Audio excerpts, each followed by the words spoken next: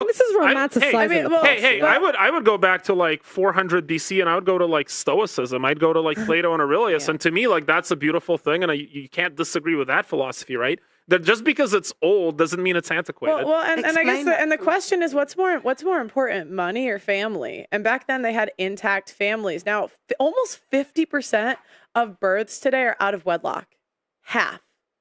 Like this is the direction feminism has led society. So I think we can say look it's less about feminism and more about the liberalization and commercialization of sex. I do agree with you. This is a big problem, but I'd say this is less about feminism and more to do with people not treating sex as something special. A big part of feminism was pushing birth control, which allowed women to do that. No, birth control was actually invented by men. It had very little to do with feminism. Yes, it did. It was invented in by the U.S. It was Margaret. Margaret Sanger was a feminist. I know, that's why I had to hold my face. I couldn't believe what? Yeah, Margaret Thatcher, did you mean? Margaret Sanger. Oh, okay, Margaret Thatcher was kind of feminist. No, she wasn't. She was a very anti-feminist, very vehemently anti-feminist. Because the thing is, I think people confuse feminism. If she was in office, she's got to be a feminist. No, you guys, so feminist.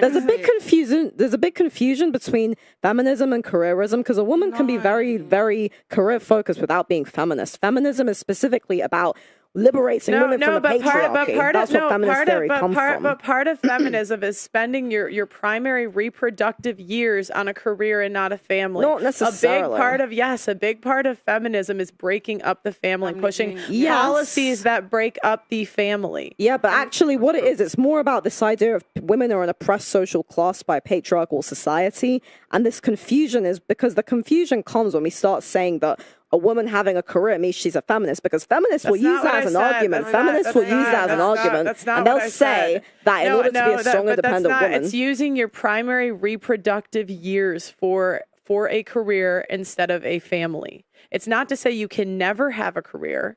It's saying prioritizing, isn't it? Yeah, yeah. It's about family before your career. Feminism pushes career before your family. I'd say it more pushes women against men. I mean, it does that too. Yeah, that's what I feel it's doing. Yeah, and that's that's your business sounds really interesting as well, because it's really good to be pro-women. But if you look at the birth rate, it's negative to when women get more educated, they have less kids. So it's like a direct correlate. Like if you look at the more educated a woman is, the less kids she has. So that's why I say it's part of feminism, because they wanted to depopulate everybody. They wanted to stop people having families, more kids, and break down the family unit. That's why I say I feel Margaret Thatcher was on the she hated feminism, because actually she was she was married, but she was also a career woman. And that's the point, is that she hated feminism because she was actually very pro this idea of meritocracy and individualism. And I completely agree with you, by the way, in the sense that, yes, feminism did contribute. I'm going to have to cut you off because you've been doing it so long. If everyone tries to speak, you cut them off. So I think you need to feel what it feels like. Yeah, but when someone is trying to get a point across, let them speak and you can respond. Everyone is going to get a chance to speak, please. Sorry. My apologies. It's because I'm stimulated, that's why. It's a very interesting conversation. I want to kind of point to the dark horse in the room. Like there's also a problem with men. A big problem, right? Like, what is it, 40 years ago? So for the last 40 years, the average testosterone levels in men have been declining by 1% a year. So we have 40% less testosterone as men, per capita than our fathers did, which is frightening. And that's not nothing, it's like, because I think about it like, okay, I'm not going to tell a woman, or women how to behave. That's not, I don't have agency over that. Maybe I have some ideas, but like nobody's going to take that seriously. But like as a man, and I'm lucky, first of all, that I was grown up like 20 years ago, not now, because today it's like much worse. But I saw it happening 20 years ago. And so when I talk to young dudes, and I'm very passionate about mentoring young men, because a lot of our company, we have young women and young men that we hire. And a big part of it is like, yes, men are having a crappy deal right now, but a lot of women are having a crappy deal too. Like men suck right now. Like they do. Like, and I'm not saying like I'm like Hercules, whatever. Like that's not the point, because I know I'm going to get attacked for saying men suck. But yeah, like the average guy sucks. I mean, like, they've been raised like women for 50 years. Yes. They've been. I mean, it's from school. No, we see how it is. But it's like there's a couple things. Like number one, like if your wife is like making you do the dishes, it's because you're not making enough money. Like I said this before and again. Like men need to man up and learn how to do hard things they don't want to do in order to get results they want, not the methods they like. Because it's like LeBron James's wife is like, LeBron, you're never home to do the dishes. It's like, that's never come up. He's just like, get a maid, get 3 maids. I don't care, right? So I have a question.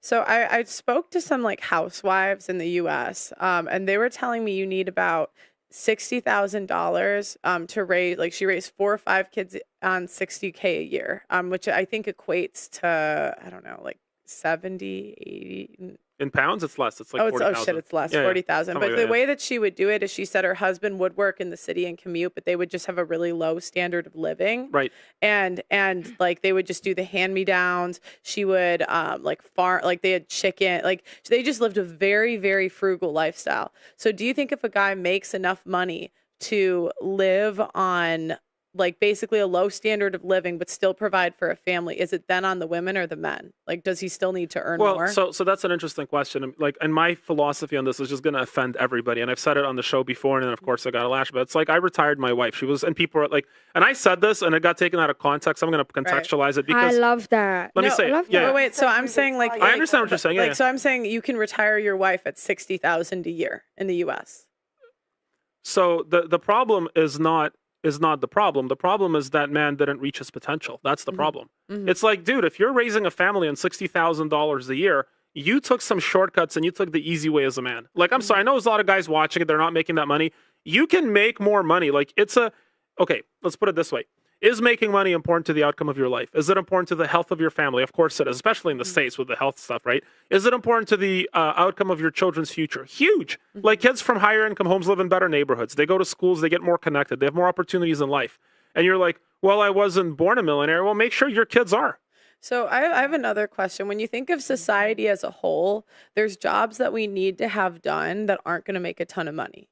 But we need them in society. Like we need bus drivers. We need, I know some of these are going to like vary the income, but like we need plumbers, we need electricians. So when I was let me tell you something, Pearl. This is really cool. So when I was a college student, I went door to door selling encyclopedias. You know that. I did it for 6 years. And eventually, once I gained some confidence and some, let's say, vernacular panache, I decided to knock on doors in wealthy neighborhoods. I'm talking about very, very rich, like multi-million-dollar homes, money I had never seen before. I was shocked to find out that I was meeting a lot of plumbers and I was meeting a lot of mechanics. These were like, I was expecting all the wealthy to be doctors. Yeah, that's upper middle class. But upper class, like high net worth and like upper middle, it's like 56% business owners. So, and what kind of business do they run? Do they run like cigar businesses? No, they do the crappy work nobody wants to do. Yeah. I had one of my wealthiest clients, even in our company today. He runs a waste disposal business. I'm not talking about garbage. He cleans up after concerts. You know those portable toilets they bring in? That's what he was doing in college, is cleaning toilets, and he built a business out of it, right? Now, of course, you're going to say that's not available to everybody, and that's scarcity thinking because most people are inflicted with scarcity thinking. But you can actually educate your mind as a man or a woman. You can educate your mind. You can educate. I mean, your dad's an entrepreneur. It's given you a crazy abundant thinking. But I guess the way I think is like, even my dad's an entrepreneur, but there were people in his company that made around the income we're talking about. Yeah, because your dad paid them. Your dad paid them to stop pursuing their goals. But I'm saying like they still. Like that, we still need those men. Like it's not like at some point you still need men that are doing the average jobs. And so I don't know, like. But that's fine. I agree. I agree with you. So wait. So I'm asking you, like, in that case, like, do we still have this mindset of like you need to do more when they're doing a job that we do need in society? I 100% agree with you.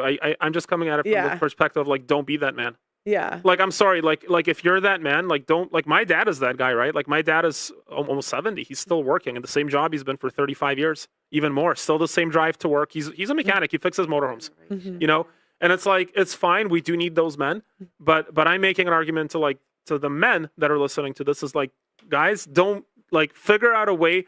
I have a great interview I filmed with Eddie Hall, and I think you should put it on your channel because it's 20 minutes. You know Eddie Hall, world's strongest man. And I asked him in this interview, like, what were you like at 18? He's like, I bought my first house at 18. I'm like, what? He goes, I bought my second house at 19. He's not old. He's like in his 30s, right? And he goes, because I watched my dad, and he used this line, word for it. He's like, I watched my dad be a lemming, suffering with dignity, that whole thing. He's like, and I didn't want to be like that. And I knew that I wanted out because I didn't want to live his life. So yes, of course, there's going to be most men like that and most women, etc. And probably they have to make some compromises in their life in order to, adjust their lifestyle. And by the way, there's this whole BS. It's like, back in my, my grandfather's age, you could work a 9-to-5 job and buy a house. It's like, yeah, your granddad bought a house in a city that didn't exist yet. It's like, well, he bought it in New York. It's like 2 generations ago, New York was not New York today. It was a hellhole. It was gross. In fact, 1 generation ago, nobody wanted to live in New York, right?